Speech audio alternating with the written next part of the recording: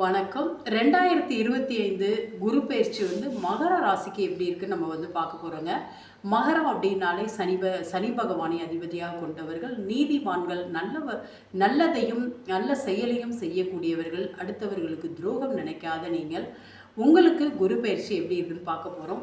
6ஆம் இடம் என்று சொல்லக்கூடிய நோய் எதிரி கடன், இந்த இடத்துல குரு பகவான் இருக்காரு. அப்போ நோய் கண்டிப்பாக இருக்கவே இருக்காது. எந்த ஒரு நோயாக இருந்தாலும் ஓடி போயிடும். ஆனால் நீங்கள் கொழுப்பு சம்மந்தப்பட்டதை கம்மியாக சாப்பிடணும். எதிரி அப்படின்னு பார்த்தீங்கன்னா உங்களுக்கு சொல்லாமல் கொள்ளாமல் எதிரி ஓடி போயிடுவாங்க. ஏன்னா குரு பகவான் அந்த எதிரியை அழிக்கக்கூடிய ஒரு இடத்துல குரு பகவான் இருக்கார். அதே நேரம் வியாதி இருக்காது. எந்த ஒரு மன கஷ்டமும் இல்லாமல் இந்த இதை நீங்கள் ஓட்டணும்.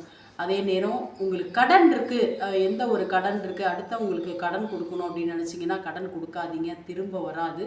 அதே நேரம் நீங்கள் கடன் அடைக்கணும் அப்படின்னு நினச்சிங்கன்னா வியாழக்கிழமை அன்னைக்கு கொஞ்சம் கொஞ்சமாக கொடுத்துக்கிட்டே வந்தீங்கன்னா இந்த குரு பகவான் உங்களுக்கு கடனை அடைக்கக்கூடிய ஒரு சூழ்நிலை ஏற்படுத்தி உங்கள் கடன் முழுவதையும் அடைக்கக்கூடிய ஒரு நல்ல பலனை இந்த குரு பகவான் தருவார்.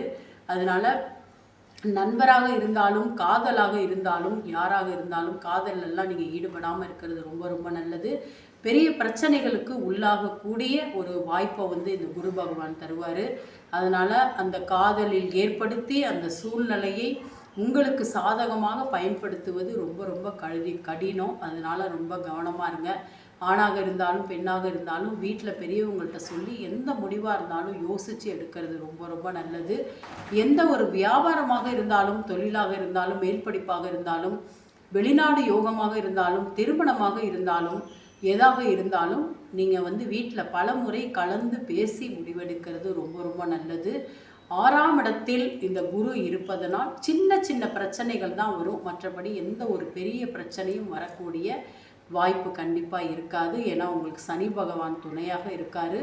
அதே நேரம் இந்த சுபகிரகம் என்று சொல்லக்கூடிய இந்த குரு பகவான் பெரிய எந்த ஒரு பாதிப்பையும் கண்டிப்பாக ஏற்படுத்த மாட்டார். நீங்கள் வியாழக்கிழமை தோறும் மஞ்சள் வஸ்திரம் அணிங்க. குரு பகவானுக்கு மஞ்சத்தூள் வாங்கி கொடுங்க, மஞ்சள் வஸ்திரம் வாங்கி கொடுங்க. கொண்டக்கடலையை நெய்வேத்தியம் பண்ணி 3 நெய் தீபம் விட்டு நீங்கள் வணங்கும் போது உங்கள் பிரச்சனைகள் அனைத்தும் தீரும். நன்றி.